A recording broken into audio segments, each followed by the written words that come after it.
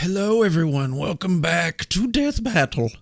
Today, we've got a prince versus another prince, one of Asgard, one of planet Vegeta, one of the Saiyans, one of the Asgardians.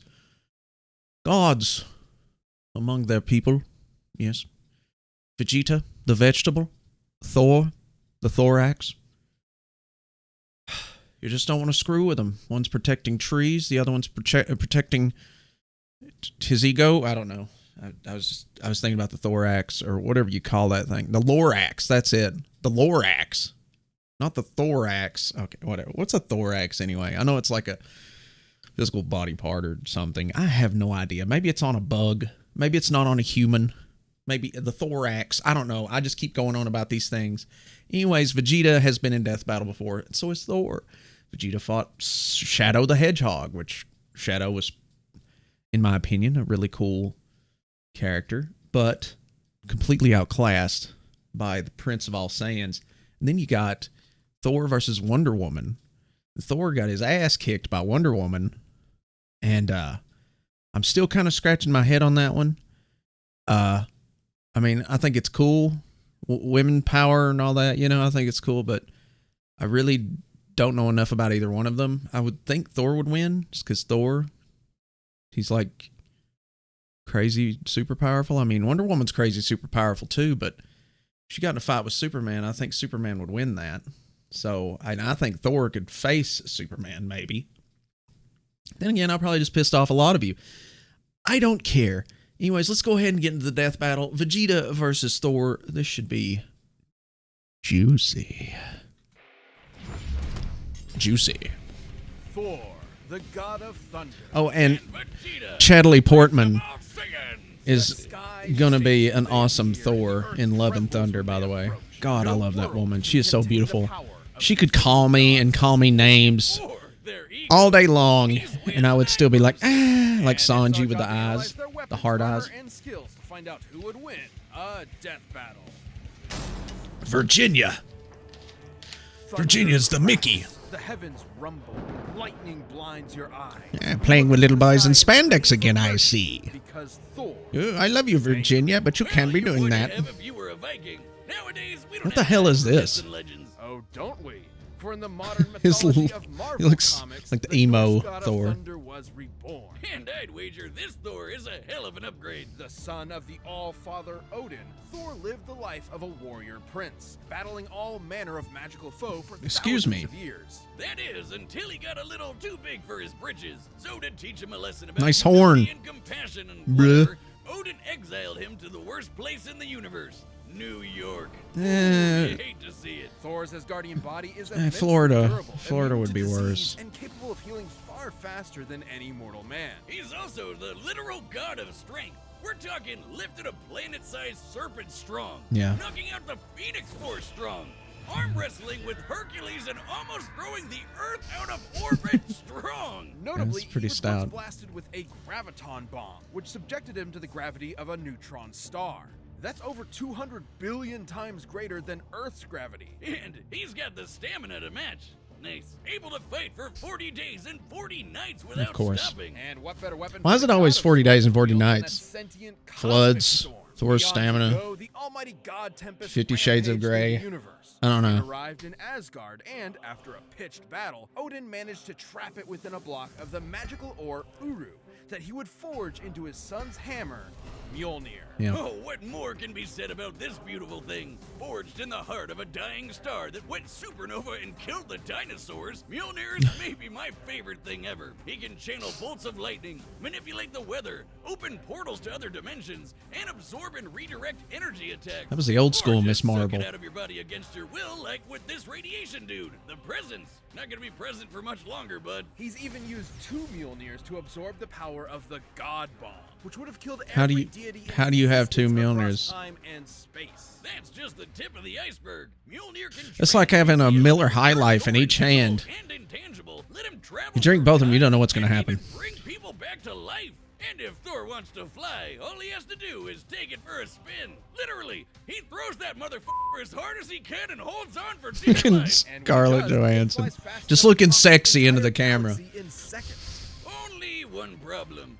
It's a Scarlet. little teeny. No handsome. Unlike Thor's big-ass axe, Yarnbjorn. It's sharp enough to cut through celestial armor, and it's unbreakable, and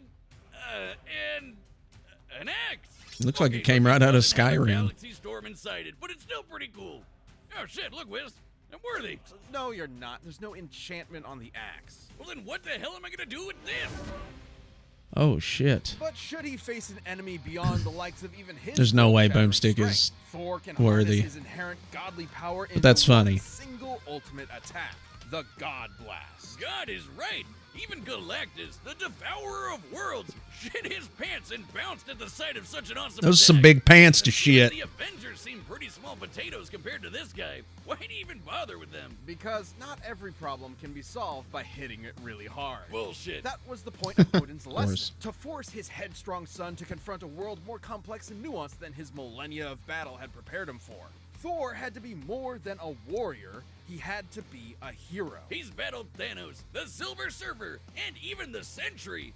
It's The pretty Sentry impressive was strong enough shit. to contend Oh my with god. The World Breaker Hulk, a being strong enough to destroy the Marvel Universe over 100 times over. And fast enough to demolish Ares, the Greek god of war, who can fight within the span of plank time. That's like the tiniest amount of time that we can imagine. There are as many planks in a second as there are grains of sand on Earth. Oh wait, did I say Earth? I meant 10 million billion Earths! Thor has Wow. taken disintegration beams trying to tear apart his atoms one by one, survived Mephisto trying to consume his soul, and even withstood a temporal rift that aged normal people to dust. Oh, he's a hard bastard to kill, and even nastier when he loses his temper. By entering a state known as Warrior's Madness, Thor commits an unpardonable sin in Asgardian society and willingly sacrifices his sanity for a tenfold increase in power. What? Yeah, despite being Oh, a really yeah. sweet lunk that talks like he's in Masterpiece Theater and dresses like he's in What's Opera, Doc, Thor has struggled with being worthy of his father's legacy and throne. But no matter what unbelievable shit Marvel God, that throws was at such him, an Thor epic always scene. rises Bring to me the occasion. Thanos! This time, this big machine called the World Engine was controlling Yggdrasil, the world tree that connects 10 universe-sized realms. The World Engine's purpose was to mechanically trick Yggdrasil into disrupting the natural flow of Ragnarok, the end of the world.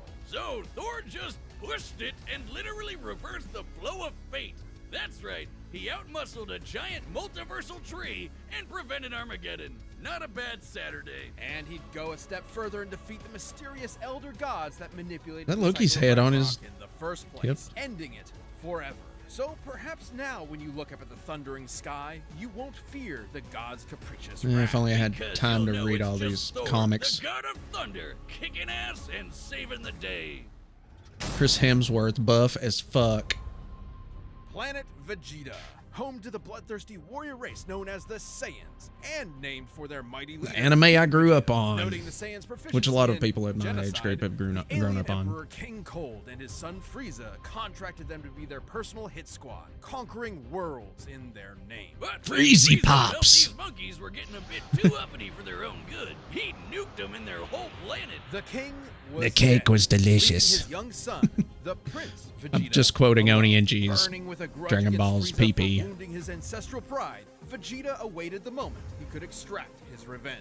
As one of Frieza's former top enforcers, Veggie was trained The for music birth is to be one kicking of the greatest in this warriors episode. in the universe. It helps that planet Vegeta had a gravity 10 times greater than that of Earth's, making his natural physiology significantly stronger and more durable than a human's. As in making the whole friggin' Earth shake just by throwing hands. And like all Saiyans, Vegeta can harness his ki, or inner life force, as a physical energy to make him even stronger, faster, and tougher than that. Or literally shoot it at your opponent to blow him to kingdom come. That's right, Vegeta can point and click a planet out of existence with his soul. Man, that's hardcore. He can use ki to fly at faster than light speeds, That was slice funny. you to pieces with an energy blade, and even hold you in place with energy rings. So, let's be real. Vegeta's favorite attacks can be summed up with big-ass laser. He's got the purple big-ass laser, two-handed big-ass laser, rapid-fire big-ass laser, Yep. exploding ball big-ass laser, and fucking omnidirectional your-ass-is grass big-ass laser. Yep. Though I gotta say, my favorite is the mouth-wide-open vomit big-ass laser. Yeah, Oh, that's more it's a good of a one. Nappa thing.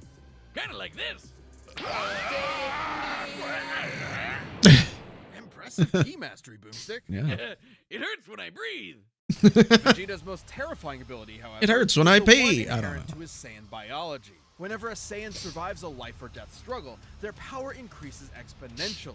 That's what Frieza was so terrified of, the Saiyan's infinite evolutionary potential. So it's no wonder Vegeta eventually toppled the alien tyrant with the help of another surviving Saiyan, Kakarot. And with Frieza's defeat at the hands of the Carrot Starbound cake. Super Saiyan, Vegeta had a new rival and a new goal. Become blonde! No battle required. Vegeta can harness the rage of his Saiyan heritage and transform into a Super Saiyan 2 and a Super Saiyan 2. But try as he With might, evilness. Vegeta struggled to keep up with Goku's ever-increasing power. I guess it doesn't help that Veggie is maybe the single cockiest Veggie.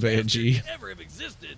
Yeah, sure, dude. Let Cell become perfect. Nah, Yeah. we'll be fine. Hope your spine is doing all right. Dumbass. Though Yep. Vegeta did manage to accomplish something that even Goku couldn't do on his own, becoming a god. Once he and Goku met the god of destruction, Beerus, they had a whole new lineup of martial artists to conquer, with some angelic training to boot. With Spirit Fission, Vegeta can forcibly absorb an opponent's ki with every strike. And he even learned Goku's patented instant transmission, allowing him to teleport Crazy. huge distances. But most importantly, with God Ki, he can go even further beyond and become a Super Saiyan God, a Super Saiyan God Super Saiyan, and a Super Saiyan God Super Saiyan Evolved. His power got completely insane. The dude was strong enough to destroy the Room of Spirit and Time, an entirely separate dimension, just by powering up. When Goku fought Beerus, he nearly destroyed the universe. And that was the very first time he ever went Super Saiyan God. Yeah. Considering we've measured Dragon Ball Crazy. Universe 7 to be up to 13 times bigger than our own, he'd need to be punching with that much more energy to bust it. And since the shockwaves of their punches traveled across the universe in seconds, Goku would have had to be punching that fast too. And that's not accounting for Vegeta's training in various exponential transformations. When an amount of power is measured by how many universes it can destroy, that power itself becomes incomprehensible. Oh, we're not done. Vegeta can tap into the same monstrous energy Beerus has, destruction energy. Yeah, there we go. And when he does, he can perform Hakai and erase your ass from existence entirely. It erases you physically, spiritually, and even temporally, as in it wipes you from time itself. Such is the might of a god of destruction. For when Vegeta wants to go one step beyond, he seizes that very power. He becomes a warrior fueled only by lust for battle. He becomes Ultra Ego. If Vegeta's head wasn't big enough before, his Widow's Peak probably has its own zip code by now. As the offensive counterpart to Goku's Ultra Instinct, Ultra Ego Coolest Vegeta Widow's is a Peak veritable ever. Juggernaut, able to absorb any hits that come his way and return them even stronger. It's wild this guy has a Napoleon complex. He's one of the biggest badasses ever to exist. In a way, failing to beat Goku was probably the best thing for him. Vegeta's whole I life mean, was spent rebelling against the he's humiliation defeated of his Goku race, trying to prove twice. his worth Let's by be being honest the here. best. By contrast, I mean, okay, the Goku's second time, self-improvement was never stunted by his ego Goku and kind of let him win insecurities. because In he had realizing Super Saiyan that, 3. He just didn't want to Vegeta use became it more because than it a would fighter, waste but his a time on husband and a Earth and all father as that. well, Yada yada. willing to sacrifice himself. Okay, for so what one mattered time, most. and then it Vegeta was got kind taste of that a himself when he hooked up with tie, Bulma for really. some Super Saiyan sexy time. Getting to beat Frieza's golden ass probably didn't hurt either. He may not always Freezy win, pops. but he'll never be put down for long. So be sure to practice your groveling, because this is one prince you don't want to piss off. This is true. You don't want to make him Alright, angry. Fat Czar You wouldn't set like him to when confront he's Vegeta through all angry. possibilities. It's time for a death battle! Okay, here we go.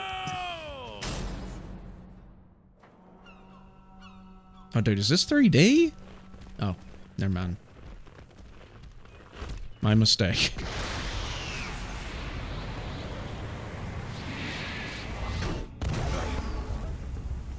Oh there, mighty warrior.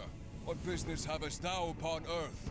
Throw that hammer at me again, and my business will be polishing my gloves upon your face!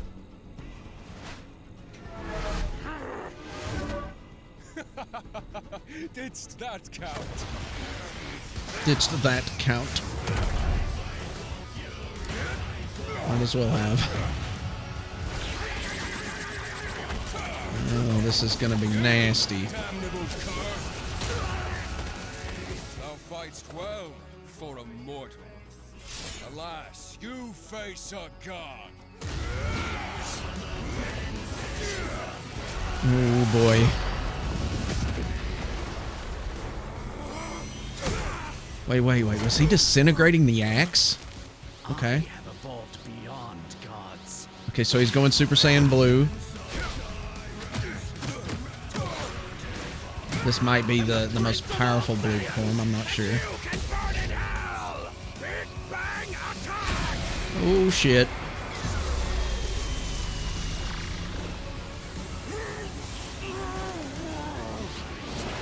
Caught it in the hammer. The hammer's gonna hurt like hell if it hits you. You can't catch it. Well, of course not. He's got too much evil in him. Which, oh shit, here we go. Didn't even show the transformation.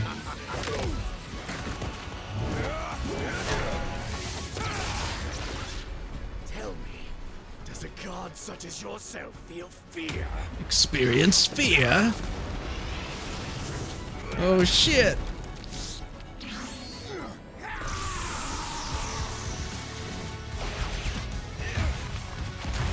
He's binded him.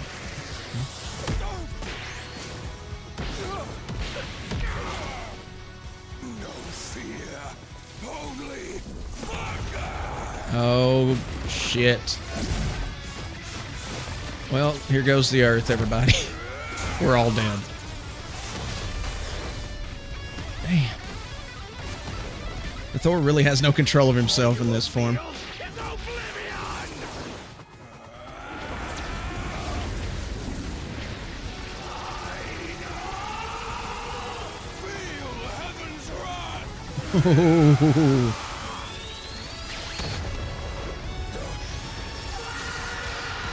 Oh, instant transmission! And he didn't really have to concentrate, he just friggin' did it. You know how Goku has to think about it real hard. Oh, shit. I thought that was it. Always aim for the head. Uh-oh. Oh, God!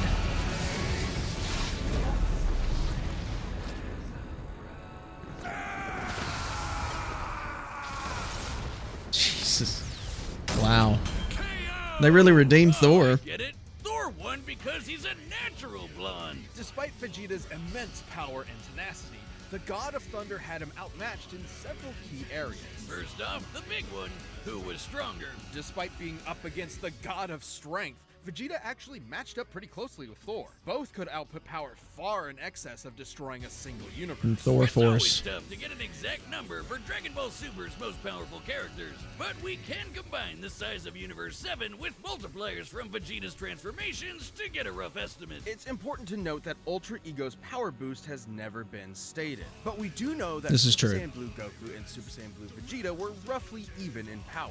When Goku applied a Kaioken times 20 boost to fight Jiren, Vegeta kept up after going Blue Evolved, implying that both increases in power are roughly the same increase. Similarly, Blue Vegeta matched base Top, and needed Blue Evolve to keep up with Top's God of Destruction form, which is extremely similar to Ultra Ego in theme and purpose. Given this is the best current example of a measurable form akin to Ultra Wow, Ego, Broly we can is assume that still Ultra Ego's boost in power, at least initially, could be extremely freaking similar insane. in terms of a percentage, Toyotaro. making Ultra Ego's original state about 20 times more powerful than Blue Evolve.